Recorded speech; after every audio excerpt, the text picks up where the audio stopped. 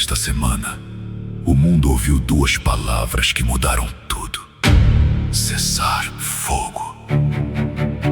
Na terça-feira, o presidente Trump anunciou um cessar-fogo de 2 semanas entre os Estados Unidos e o Irã, mediado pelo Paquistão. O mundo respirou. Os mercados subiram.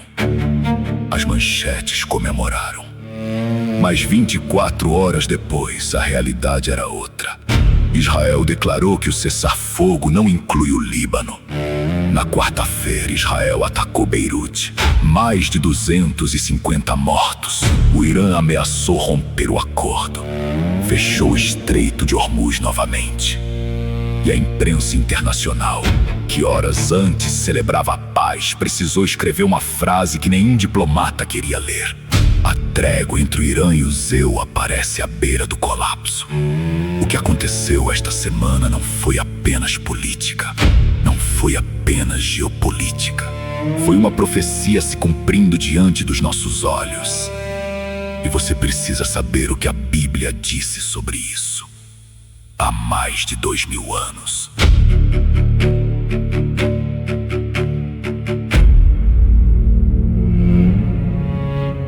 Isso já aconteceu antes. E cada vez que aconteceu, o resultado foi o mesmo. Em setembro de 1993, o mundo assistiu às câmeras transmitindo ao vivo o aperto de mão entre Yasser Arafat e Yitzhak Rabin na Casa Branca. Os acordos de Oslo. A imprensa chamou de o dia em que a paz chegou ao Oriente Médio. 2 anos depois, Rabin estava morto, assassinado por um extremista israelense. E o processo de paz havia desmoronado completamente. Em 2020, os chamados Acordos de Abraão foram assinados com grande celebração. Israel normalizaria relações com países árabes. Uma nova era havia chegado, diziam. 4 anos depois, Gaza estava em chamas, o Líbano em guerra. E o Irã com mais influência na região do que nunca. Existe um padrão. Cada acordo de paz no Oriente Médio não encerrou o conflito. Ele apenas reorganizou os lados, criou uma janela, uma pausa antes da próxima explosão. E o que estamos vendo agora? Esse cessar-fogo de 2 semanas, com o Irã e Israel ainda em posições opostas, com o Paquistão tentando segurar os 2 lados. É exatamente esse padrão se repetindo. Só que desta vez a escala é diferente. Porque desta vez as armas são outras. Primeira carta aos Tessalonicenses, capítulo 5, versículo 3. Escute com atenção. Quando disserem paz e segurança, então lhes sobrevirá repentina destruição. Paulo não estava descrevendo uma guerra. Ele estava descrevendo um momento específico. Um momento em que o mundo inteiro estará dizendo: a paz chegou. E é exatamente nesse momento que a destruição vem. Não antes. Não durante o conflito. Depois do anúncio da paz. Daniel capítulo 8, versículo 25. Pela sua astúcia fará prosperar o engano na sua mão, e na tranquilidade destruirá a muitos. A palavra-chave aqui é tranquilidade. O inimigo age na tranquilidade. Quando os guardas baixam a guarda, quando os mercados abrem, quando os diplomatas sorriem para as câmeras, é na tranquilidade que a destruição avança. Ezequiel capítulo 38, versículo 11. Deus descreve um ataque contra um povo que habita em paz, sem muros, sem barras, sem portas. Um povo que se sentiu seguro, que baixou as defesas, que acreditou que a paz havia chegado. E é exatamente esse povo que recebe o golpe mais devastador da história. Apocalipse capítulo 6, versículo 2. O primeiro selo é aberto e aparece um cavaleiro num cavalo branco. Ele carrega um arco, recebe uma coroa e sai conquistando. Toda a tradição profética cristã reconhece esse cavaleiro como símbolo da falsa paz. Não o cavaleiro vermelho, esse é guerra declarada. Não o cavaleiro negro, esse é fome. O primeiro a sair é o branco, da aparência de paz. O da coroa recebida, não conquistada. A conquista vem depois, quando o mundo já acreditou. Por que este cessar-fogo é diferente dos anteriores? 3 razões. A primeira, o Estreito de Hormuz. A condição principal do acordo era simples. O Irã deveria reabrir o Estreito de Hormuz imediatamente. Pense no que isso significa. O Estreito de Hormuz é a porta do petróleo do mundo. 20% de todo o petróleo que move a economia global passa por ali. Quando o Irã fechou o estreito, os preços dispararam em horas. Quando o acordo foi anunciado, os mercados subiram. Quando o Irã voltou a fechar, depois do ataque de Israel ao Líbano, os mercados despencaram novamente. Isso não é uma disputa territorial. Isso é a economia mundial sendo usada como arma. E a Bíblia chama isso de julgamento sobre o comércio das nações. A segunda razão, o Paquistão como mediador. O Paquistão não é um país qualquer. É a única nação de maioria muçulmana com arsenal nuclear confirmado. Estima-se mais de 160 ogivas. O Paquistão agora está no centro da negociação mais volátil do planeta. E quando o representante paquistanês disse que as violações comprometem o processo de paz, estava enviando um recado muito específico, não apenas diplomático. O Paquistão tem posições dentro do xadrez nuclear que nenhum outro mediador teve antes. Isso não é coincidência geopolítica.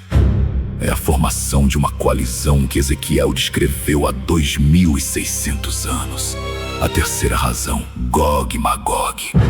Ezequiel capítulos 38 e 39 descreve uma grande coalizão de nações que avança contra Israel no momento em que o país se sente seguro. Os estudiosos bíblicos identificam Magog com a região que hoje inclui partes da Rússia, do Irã e de aliados. Pérsia, que é o Irã de hoje, está explicitamente nessa lista. Olhe para o mapa desta semana. O Irã ameaçando retomar as hostilidades. A Rússia com influência na Síria e no Líbano. O Paquistão no centro. Israel isolado, com cessar-fogo, não incluindo o Líbano na sua fronteira norte. A formação está acontecendo. Não como profecia obscura que precisa de interpretação. Como manchete de jornal. E o Irã fez algo que não pode ser ignorado. No meio de tudo isso, declarou vitória. Afirmou que quase todos os objetivos de guerra foram alcançados. Não como armistício, como vitória. Um país que acabou de assinar um cessar-fogo de 2 semanas já está comemorando seus objetivos de guerra como cumpridos. Esse é o padrão de Daniel 8, versículo 25. O engano prosperando na tranquilidade. A conquista avançando enquanto o mundo aplaude o acordo. Então, o que você faz com tudo isso? Essa é a pergunta certa. Porque o objetivo desse canal nunca foi paralisar você com medo. O medo paralisa, o discernimento liberta. Jesus disse em Mateus 24: quando essas coisas começarem a acontecer, olhai para cima, porque a vossa redenção está próxima.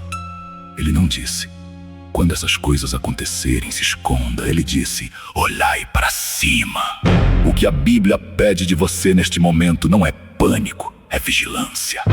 Paulo termina o trecho de 1 Tessalonicenses 5 dizendo que os filhos da luz não serão pegos de surpresa, porque eles estão acordados, porque eles reconhecem os sinais. Enquanto o mundo celebra um cessar-fogo de 2 semanas e diz paz e segurança, o Filho da Luz sabe que a estabilidade dos próximos dias não é garantia do futuro. É um um aviso. 3 coisas práticas para os próximos dias.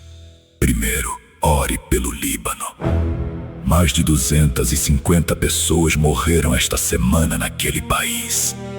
Por trás de cada número há um rosto, uma família, uma história. A intercessão não é opcional para quem entende profecia. É obrigação. Segundo, não consuma notícias sem filtro. A imprensa vai alternar entre paz chegou e à beira do colapso nas próximas semanas. Esse ciclo vai criar ansiedade.